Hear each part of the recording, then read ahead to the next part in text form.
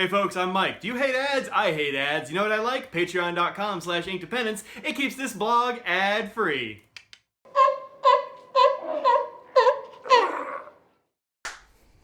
Hello folks and welcome to Inkdependence.com. Today we are looking at this ink. This is Rohrer & Sketch ink Carmen. This is an orange ink, thanks to Anderson Pens for sending out this sample for review. These are all nano-pigment inks. So they're kind of interesting. They're not the normal R&K inks that you'll find in the line. They come in bottles that are relevantly similar to this. I'm going to cover up the drawing because these bottles tend to have drawings on them that are not exactly safe for work. So in order to keep this a little safe for work, I'm going to go ahead and cover up this chick. This is Lily, and this is probably my favorite out of the bunch. Carmen is okay, but as you'll see, it's a little bit pale, and as you can see actually up here, it's a little bit pale. So these come in 50 ml bottles. They're quite nice glass bottles, and there you go, $12 for the glass bottle. This one I bought from Anderson Pens because I liked this ink so much. Some people are worried about, how they have to take care of their pens when they put a nano-pigment ink in it or whatever, but it really hasn't been a problem. I was just looking in my ink journal, and I've had this ink in this pen, which I thought was kind of a perfect match because it's an orange pen with an orange ink. That ink is very opaque, as you can see there. That's that nano-pigment stuff. This doesn't settle at all. I haven't seen any settling on the bottom of this or anything like that. So it stays in solution, which is cool. The only thing you might have to do with some of these inks is it's going to depend on your cap seal, of course, but they're a little bit more high maintenance than just regular old fountain pen ink because of that nano-pigment stuff. So I haven't had any permanent problems with this, but if I don't write with this for a few days, I will have to either prime the feed by twisting the piston back here to get some more ink up here, or just dipping it into a little bit of water. I keep a little inkwell here that I refresh every day or so. That I can just like dip in a little bit, and that'll re-moisten the ink, anything that's dried up here in the nib and feed, and it'll get going again with no problem. So don't worry about this ink. It's not going to ever permanently damage your pen as far as I can tell. At least it hasn't damaged any of mine. And I've actually had this ink in here since last March. And it is currently October 31st when I'm doing this review. So that's like 7 months. And here's the thing about this ink. I keep using it every once in a while, and I keep going, oh yeah, I should do a review on this, and then I just kind of don't, and then it gets put to the back of the back of the queue, and then it comes back up. So here is the written review on this ink, and I'm a little bit torn on my feelings toward it because these nano-pigment inks are supposed to be very waterproof. We'll see how that goes here in a sec. But this one is just kind of pale. I mean, I like my inks pretty saturated, and these just aren't. This ink is kind of an art ink, and it's supposed to be that you can, dilute it with water or whatever and make it a different color profile. You can draw with it and then watercolor over it. It's supposed to work well like that, but I don't do any of those things. So if you do, put in the comments below. Let me know how you use these inks and what they're really good for in the art world, because I am no artist. Okay. As far as performance and all that kind of jazz, the flow is really good once it gets going, and it dries pretty quickly. I have, where did I put that card, since I'm talking about it? I've just made a Colodex card for this, and as you can see, this splotch is still drying. This stuff dried a long time ago, but I just sort of dripped ink on the page, and then I dropped the card, and that's why it went a little crazy, but it looks neat. And this hasn't quite dried yet, so if you put enough down there, it's going to take a while to dry. But behaves perfectly well in these coloring cards and that kind of stuff. Behaves perfectly well in all the papers I've used it on, in fact. It's just kind of pale. So if this is your shade of orange, I say go for it. This is a cool ink. If it's not your shade of orange, then maybe don't so much.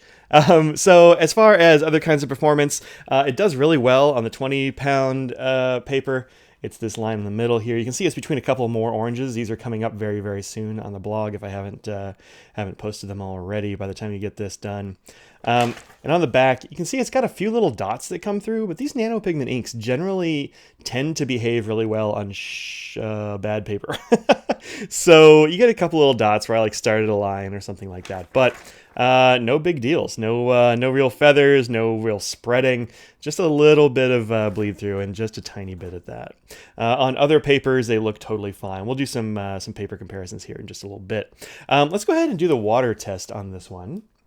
Okay, so here we go. Let's put some water on this. I just wrote this water test bit a second ago, so that's just drying. Put some water on this grid here. Spread it out.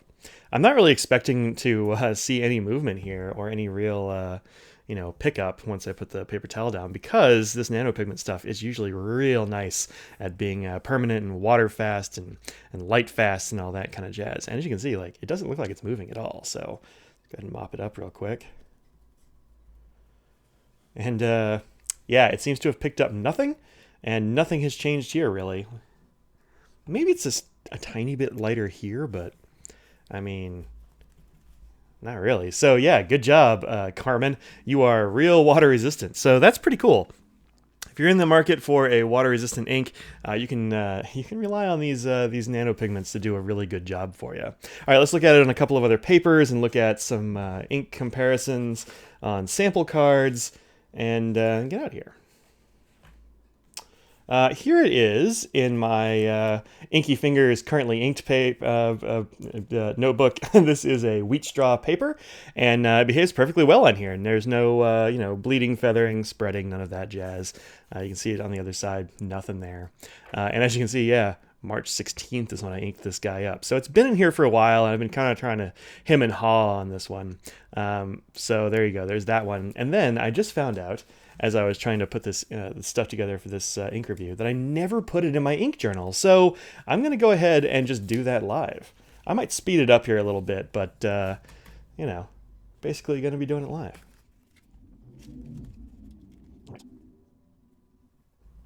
Ooh, good line, Mike.